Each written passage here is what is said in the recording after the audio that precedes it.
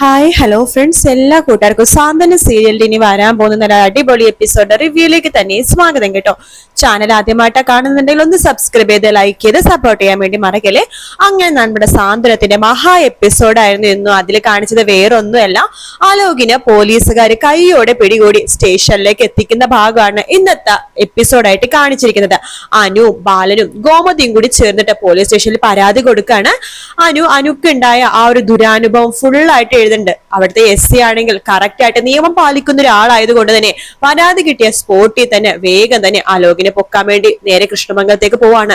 കൃഷ്ണമംഗലത്ത് എത്തുമ്പോഴോ അവരുടെ ആണെങ്കിൽ പറച്ചില്, എന്റെ പൊന്നോ അലോകാണെന്നുണ്ടെങ്കിൽ ഇതുപോലത്തെ നല്ല പയ്യൻ വേറെ ഇല്ല, അങ്ങനെയാണ് ഇങ്ങനെയാണ് എന്നൊക്കെ പറഞ്ഞപ്പോഴേക്കും നമ്മുടെ എസ് എക്ക് കാര്യം മനസ്സിലായി. വീട്ടുകാരാണ് അയാളെ കുളവാക്കണേന്ന്. അപ്പൊ എസ് എ പറയുന്നുണ്ട്, ഇപ്പൊ എനിക്ക് ഏകദേശം കാര്യം മനസ്സിലായി. നിങ്ങൾ അമ്മയും അച്ഛനാണ് നിങ്ങളുടെ ഈ മോനെ വളർത്തി വഷളാക്കിയത്. എടാ മര്യാദയ്ക്ക് വന്ന് കേറടാ എന്ന് പറയുമ്പോൾ അലോക് കേറുന്നില്ല. അവിടുന്ന് ഓടി രക്ഷപ്പെടാൻ വേണ്ടി നോക്കുകയാണ്. പക്ഷെ അലോകിനെ എല്ലാരും കൂടി പോലീസുകാരെ പിടികൂടി നേരെ ജീപ്പിലേക്ക് കയറ്റി കൊണ്ടുപോവാണ് ചെയ്യണത്. രാത്രി ആകുമ്പോഴേക്കും ഇത്ര ആര്യനോട് പറയുന്നുണ്ട്, ശരിക്കും പറഞ്ഞാലേ അലോകിനെ വളർത്തി വഷളാക്കിയത് അവന്റെ അമ്മയും അച്ഛനാണ്, ഇളയമ്മയും ഇളയച്ഛനുമാണ്. ഒരിക്കലും അവരങ്ങനെ വളർത്തിയുള്ള അലോക് അങ്ങനെ ആയത്. ഒരിക്കലും അലോക് ശരിക്കും ചിലപ്പോൾ അവന് നന്നാവാനുള്ള ഒരു അവസരമൊക്കെ കൊടുക്കാൻ അവൻ നന്നാകുമായിരിക്കും എന്നൊക്കെ മിത്ര പറയുമ്പോ അത് കേട്ട് ആരെയും കളിയാക്കാണ്. ആര് നന്നാവാൻ? അലോകോ? അവൻ തന്റെ ബ്രദർ ആയിട്ട് ചിലപ്പോൾ അവനെ സപ്പോർട്ട് ചെയ്യണതായിരിക്കും, പക്ഷെ അവൻ ഒരിക്കലും നന്നാവാൻ പോകുന്നില്ല എന്നൊക്കെ പറയുന്നുണ്ട് ആര്യൻ. അതേസമയം നമ്മൾ ഉദയഭാനു ആണെങ്കിൽ ഗോമതി സ്റ്റോഴ്സിൽ പോയിട്ട് എന്തെങ്കിലുമൊക്കെ പൈസ അടിച്ചു മാറ്റാൻ പോകുമ്പോ മേശ തുറക്കുമ്പോഴേക്കും അതിലെ പൈസ ഒന്നും തന്നെയില്ല. ആകെ ഒരു 500 നോട്ടും ഒരു 100 നോട്ടും പിന്നെ ഒരു 200 നോട്ടോ അങ്ങനെ എന്തോ 3 നോട്ട് മാത്രമേ ഉള്ളൂ. അശോ, വന്നത് നഷ്ടക്കച്ചവടമായി പോയല്ലോ എന്ന് ഉദയഭാനു വിചാരിക്കാണ്. പക്ഷെ അയാൾ മേശ വരിപ്പ് തുറക്കണതെല്ലാം തന്നെ ക്യാമറയിൽ പതിയുന്നുണ്ട്.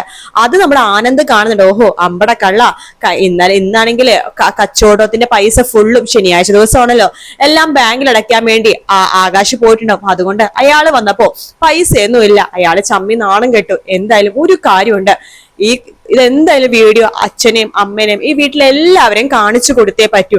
ആ ഉദയഭാനു ആണ് മേശവരിപ്പിന് ഇതിന് മുമ്പും പൈസ എടുത്തെന്ന് കാണിച്ചു കൊടുത്തേ പറ്റൂ എന്ന് ആനന്ദ് വിചാരിക്കേണ്ടത്. പക്ഷെ ആനന്ദിന് വലിയൊരു മിസ്റ്റേക്ക് സംഭവിക്കുന്നുണ്ട്. കാരണം മേശ തുറക്കുന്നു എന്നുള്ളത് ശരിയാണ്, അതില് പൈസ ഒന്നും ഇല്ലാത്തത് കൊണ്ട് ഉദയഭാനു അതിനൊരു 10 പൈസ പോലും എടുത്തിട്ടില്ല. അഥവാ ഈ വീഡിയോ ആനന്ദ് എല്ലാവരെയും കാണിച്ചു കഴിഞ്ഞാൽ ഉദയഭാനു എന്താ പറയാ, ഞാൻ ആ മേശവരിപ്പ് ഒന്ന് തുറന്നു, അത് പൈസ എടുക്കാൻ വേണ്ടിട്ടാണോ? പൈസ എടുക്കാൻ വേണ്ടി ഞാൻ പൈസ എടുക്കില്ലേ, അതിൽ നിന്ന് ഞാൻ 10 പൈസ എടുത്തിട്ടില്ല എന്നൊക്കെ പറയും. കാരണം ആ വീഡിയോ കാണുമ്പോ ബാലനും അങ്ങനെ തന്നെ വിചാരിക്കുള്ളൂ, ഇന്ന് പൈസയൊന്നും എടുക്കുന്നില്ലല്ലോ, മേശ ഒന്ന് തുറന്നു എന്ന് വെച്ചിട്ട് ഉദയഭാനു സാർ അങ്ങനെ ചെയ്യുമെന്ന്, നീ എന്തിനാ അങ്ങനെയൊക്കെ പഠിച്ചിട്ട് നമ്മുടെ ഈ കുറ്റവും തെറ്റും എല്ലാം തന്നെ ആനന്ദിനെ കിട്ടത്തുള്ളൂ. ആനന്ദ് തെറ്റിദ്ധരിപ്പിക്കാൻ വേണ്ടി നോക്കുവാണ്. കാരണം ദേവിയെടുത്തുള്ള ദേഷ്യം ദേവിയുടെ അച്ഛനും അമ്മയുടെ തീർക്കുവാണ് ആനന്ദ് തന്നെ ആ വീട്ടിലെ എല്ലാവരും പറയുള്ളൂ. അങ്ങനെ ആ ഒരു പ്ലാൻ ആനന്ദിനെ കുളമാവാൻ വേണ്ടി പോകുവാണ്. പക്ഷെ വേറൊരു സംഭവം ഉണ്ട്, നമ്മുടെ അലോക് ചിലപ്പോ നന്നാവായിരിക്കും. അലോക് നല്ല രീതിയിൽ പറഞ്ഞ് മനസ്സിലാക്കാൻ അവൻ സ്വഭാവം നന്നാകും, അവൻ ഭാവിയിൽ നല്ലൊരു ആളാകുമായിരിക്കും എന്നൊക്കെ പറയുന്നുണ്ടല്ലോ മിത്ര. ശരിയാണ്, അതുപോലെയൊക്കെ ഏറെ കുറെ ആകുന്നുണ്ട് കേട്ടോ. ഞാനിത് തമിഴിലെ ഭാഗമാണ് പറയുന്നത്.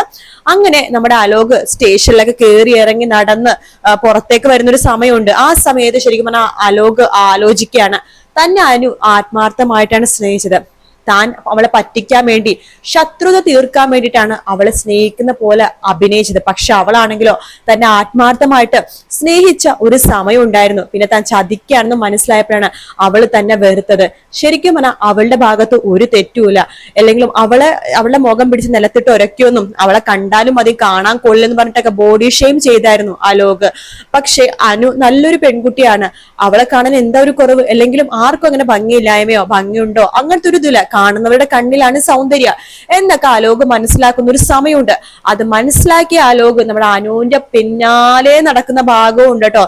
അതായത് എന്നെ നീ മനസ്സിലാക്കണം, എനിക്കൊരു തെറ്റ് പറ്റി, നീ ക്ഷമിച്ച് എന്റെ വീട്ടിലേക്ക് വരണം, ഇനി ഒരിക്കലും ഞാൻ നിന്നോട് മോശമായിട്ട് പെരുമാറില്ല അനു എന്നൊക്കെ പറയാൻ അനുവിന്റെ കാല് പിടിക്കുന്നുണ്ട്. പക്ഷെ അനു ഇറങ്ങി പോടെ അവിടെ നിന്ന്, ഒരിക്കലും എനിക്കിനി ചാവേണ്ടി വന്നാലും ഞാൻ ചാവും, പക്ഷെ നിന്റെ ലൈഫിലേക്ക് എന്നെ ഒരിക്കലും വരില്ല. എടാ, ഒരു കല്ലിൽ പോയിട്ട് എനിക്ക് തല കുനിച്ച് താലി കെട്ടേണ്ടി വന്നാലും ഒരു കല്ലിന്, അതായത് ഒരു കല്ലുണ്ടല്ലോ കരിങ്കല്ല്, അതിനെ ഭർത്താവായിട്ട് കാണേണ്ടി വന്നാൽ പോലും അലോകിനെ ഭർത്താവായിട്ട് കാണില്ലെന്ന് അനു തറപ്പിച്ച് പറയാട്ടോ. ശരിക്കും പറഞ്ഞാൽ അലോകിന് നല്ലത് ഫീൽ ആവുന്നുണ്ട്. പിന്നെ അനു എവിടെ പോയാലും അലോക് പുറകെ നടക്കണം. അനു, നീ എന്റെ സ്നേഹം മനസ്സിലാക്കണം, എനിക്ക് ഇപ്പോഴാണ് ആത്മാർത്ഥ സ്നേഹം മനസ്സിലായത്, ഞാൻ വളർന്ന ആ ഒരു അന്തരീക്ഷം കൊണ്ടായിരിക്കും ഞാൻ ഇങ്ങനെയൊക്കെ ആയിപ്പോയത്, നീ എനിക്കൊരു അവസരം താ എന്നൊക്കെ പറഞ്ഞിട്ട് അനുവിന്റെ കാല് പിടിച്ച് നടക്കുന്നുണ്ട് അലോക്. അതാണ് നമ്മൾ ഇനി വരുന്ന എപ്പിസോഡില് പോകുന്നത് കേട്ടോ. അത് മാത്രല്ല നമ്മൾക്കിനിയിപ്പോ കാണാൻ പോകുന്നത് ഈ ആനന്ദ് ഈ ഒരു വീഡിയോ ആദ്യം കാണിക്കുന്ന ദേവീനെ തന്നെയാണ്. അപ്പൊ ദേവീനെ കാണുമ്പോൾ ദേവിക്ക് മനസ്സിലായി തന്റെ അച്ഛൻ തന്നെയാണ് ഈ മോഷണം നടത്തിയെന്നുള്ളത്.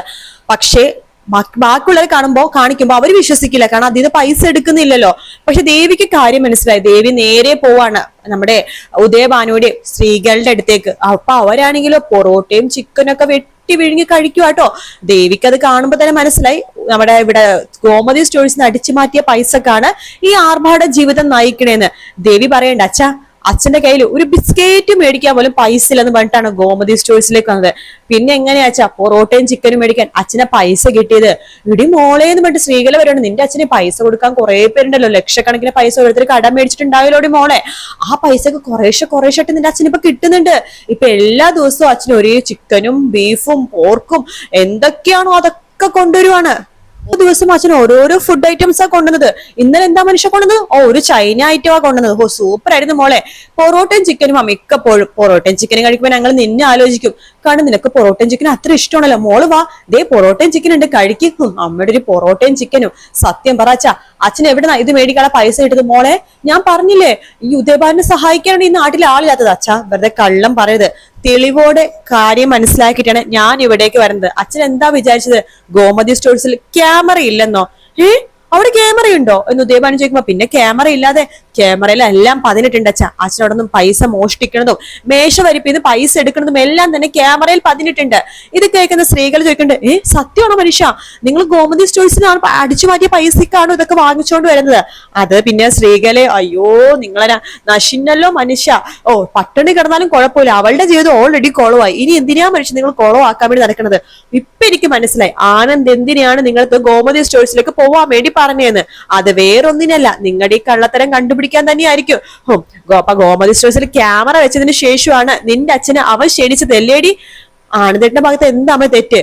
ഈ അച്ഛൻ അവിടെ 25,000 രൂപ മോഷ്ടിച്ചു. അതിന്റെ പേരിൽ ധർമ്മ മാമൻ വീട് വിട്ട് കൃഷ്ണമംഗലത്തേക്ക് പോയി. ഞങ്ങൾക്കാർക്കും ഒരു സമാധാനമില്ല.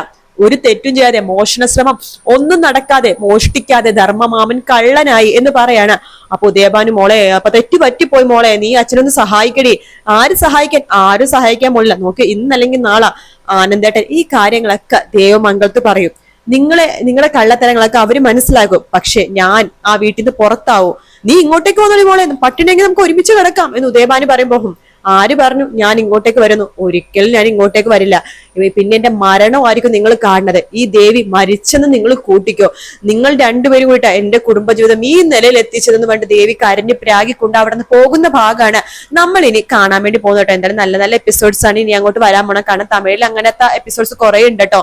വീഡിയോ ഇഷ്ടപ്പെട്ടാൽ ലൈക്ക് ചെയ്യുക, സബ്സ്ക്രൈബ് ചെയ്യുക, കമന്റ് ചെയ്യുക. മറ്റൊരു വീഡിയോ കാണാം. Take care, bye bye.